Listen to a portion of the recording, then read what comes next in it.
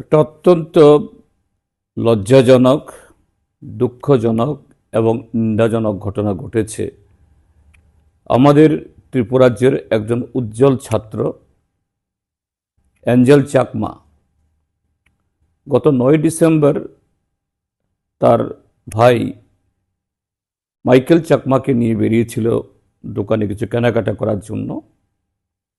সেখানে কিছু উচ্ছৃঙ্খল যুবকের হাতে নৃশংসভাবে আক্রান্ত হয়ে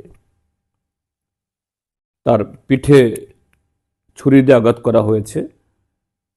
১৫ দিন সেখানে এই জীবনের সাথে লড়াই করে গত ২৬ তারিখে তিনি হেরে গেছেন। আমি অ্যাঞ্জেল চাকমার পরিবার, তার প্রতিজন সকলের প্রতি গভীর সমবেদনা জ্ঞাপন করছি। সাথে এই ঘটনার তীব্র নিন্দা জানাচ্ছি। অ্যাঞ্জেল চাকমার উপরে যে আক্রমণ, এটা নতুন নয়। ২০১৪ সাল ত্রিপুরা এই ভারতবর্ষে এই বিজেপি সরকার আসার পর এই জাতীয় ঘটনা প্রায় প্রতিনিয়তই হচ্ছে। ১৪ সালে অরুণাচলের একজন ছাত্র নিধু তানিয়া লাজপত নগরে নৃশংসভাবে খুন হয়েছিল। তারপর মিজোরামের একজন ছাত্র,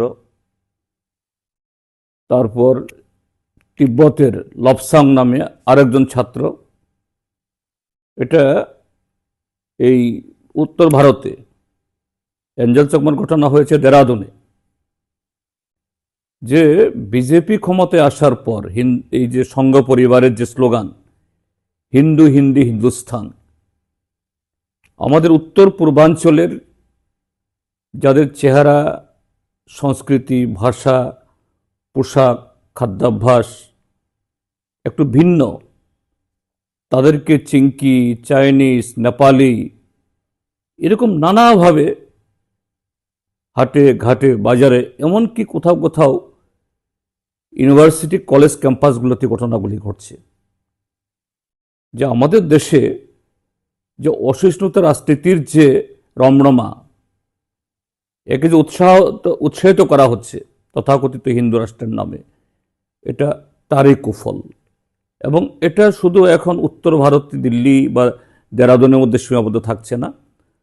অতি সম্প্রতি আমাদের উত্তর পূর্বাঞ্চলে আসামের কার্বি আংলংয়ে, সেখানেও এরকম যে দুইটা সম্প্রদায়ের মধ্যে এই অহিত ঘটনা ঘটেছে, সেখানেও একটা পক্ষ থেকে যাদের মুখে স্লোগান জয় শ্রীরাম, সেখানে তারা স্লোগান তুলেছে যে চাইনিজ কার্বি নিপাত যাক, চাইনিজ কার্বি তোমরা দেশ ত্যাগ করো।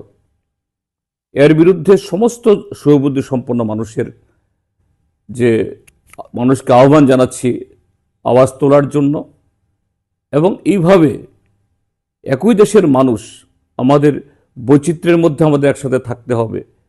কিন্তু এই আরএসএস সংঘ পরিবার যে আজকে যে ধরনের বিষ আমাদের সমাজে আজকে প্রবাহিত করছে, এর বিরুদ্ধে রুখে না দাঁড়ালে পরে এই দেশটাকে ঐক্যবদ্ধ রাখা এবং শান্তি সম্প্রীতি বজায় রাখা এটা কঠিন হবে। সমস্ত দেশপ্রেমিক, ঐক্যবদ্ধ এবং সুবুদ্ধি সম্পন্ন মানুষকে এর বিরুদ্ধে এগিয়ে আসার জন্য আমি আহ্বান জানাচ্ছি।